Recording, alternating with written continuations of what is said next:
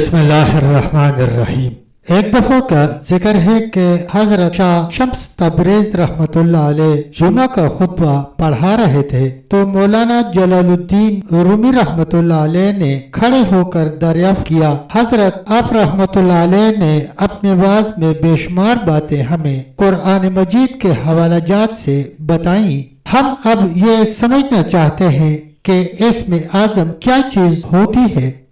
हजरत शाह शम्स तबरेज रहमतुल्लाह अलैह ने फरमाया कि इंशाअल्लाह मैं अगले जुमा को इस बारे में बयान करूंगा।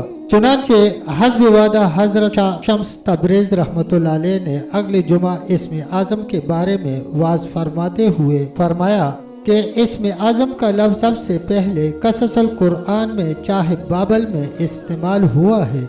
हजरत आदम अलैहिस्सलाम व हजरत हवा अलैहिस्सलाम को जब जमीन पर भेजा गया और फिर नस्ल इंसानी में रफ्ता रफ्ता इजाफा होना शुरू हुआ तो फरिश्तों ने इंसानों के गुनाह देखते हुए अल्लाह अज़्ज़वजल की बारगाह में तौबा की और कहा कि या बारी ताला, ये कैसे लोग हैं जिन्हें तूने जमीन में अपना नायब बनाया और वो कत्ल वगारत गरी करते हैं, जना करते हैं, झूठ बोलते हैं और तेरे साथ शरीक ठहराते हैं। ए अल्लाह, अगर तू हमें अपनी जमीन में नायब बनाकर भेजता तो हम हर हाल में तेरी इबादत करते और तेरे साथ किसी को शरीक न ठहराते। अल्लाह अज़्ज़वजल ने उन फरिश्तों से फरमाया कि मैं तुम्हें अब जमीन पर उतारता हूँ, तुम अपने चंद नुमाइंदा पेश करो जो जमीन पर जाकर वहाँ के हालात का मुशाहिदा कर सके। चुनांचे फरिश्तों ने 3 फरिश्तों का एक ग्रोह अल्लाह अज़्ज़वजल की बारगाह में पेश किया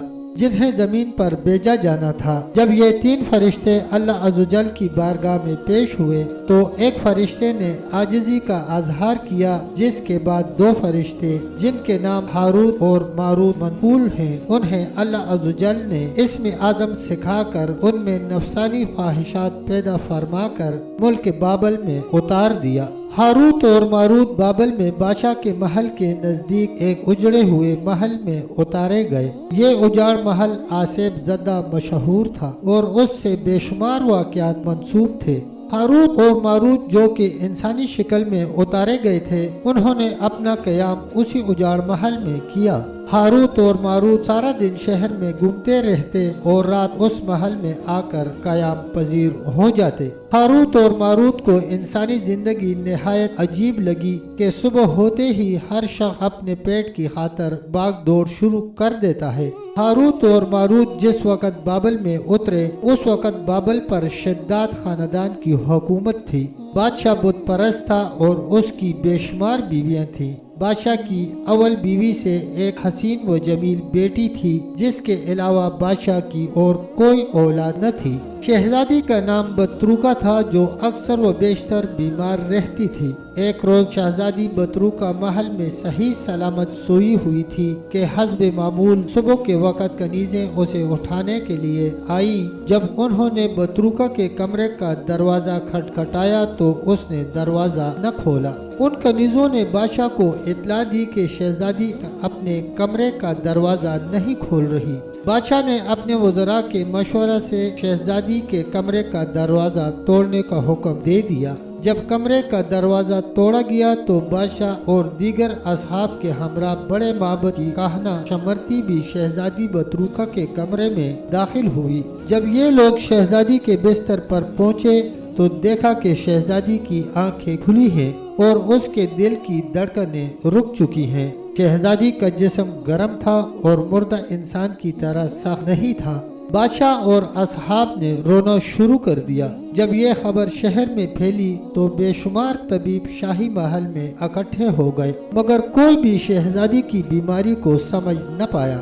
तमाम तबीबों का मुतफ़िका ख्याल था कि शहजादी मुर्दा नहीं बल्कि जिंदा है। चुनांचे वक्फा से शहजादी के मुंह में सयाल खुराक टपकाई जाने लगी।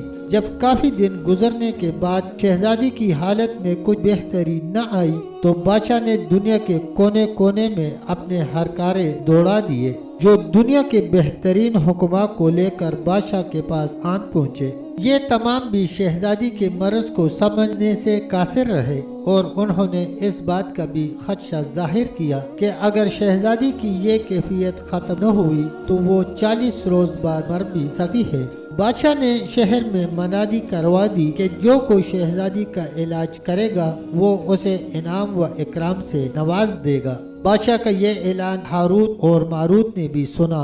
हारूत ने मारूत से कहा कि हमें बादशाह के एतमाद को हासिल करने का बेहतरीन मौका मिला है, हम शहजादी का इलाज इसमें आजम से कर सकते हैं। मारूत ने हारूत की बात की तायीद की और दोनों बादशाह के महल में जा पहुँचे। महल में जाने से पहले दोनों ने मंसूबा बनाया कि अव्वल वो 3-4 रोज तक आम तरीके आजमाते रहेंगे, फिर इसमें आजम पढ़कर फूंक देंगे जिससे शहजादी तंदुरुस्त हो जाएगी। हारूत और मारूत ने अपना बेस तबीबों सा बनाया और हिरन के सींगों वाली माला गले में पहन ली। उनके हाथ में तबीबों की तरह दुआओं का थैला भी था। जब ये दोनों बादशाह के पास पहुँचे तो उन्होंने अपना तारुफ मुल्क यूनान के हुक्मा के नाम से करवाया, जो बादशाह का ऐलान सुनकर शहजादी का इलाज करने तशरीफ लाए हैं। बादशाह उन दोनों को लेकर शहजादी बतरूका के कमरे में जा पहुंचा। हारूत और मारूत ने शहजादी बतरूका का मुआयना किया